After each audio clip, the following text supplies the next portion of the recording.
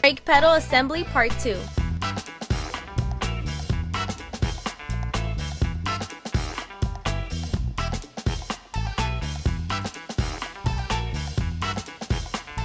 My method of restoration is pretty simple. Take it apart, sand away any rust, replace any broken or damaged parts, paint it, and put it back together.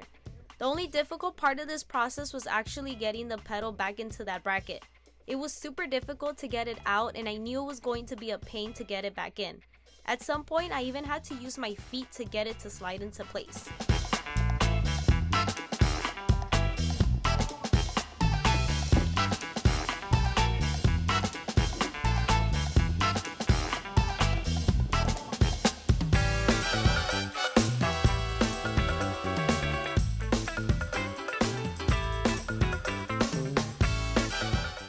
The assembly process was brutal for the quick paint.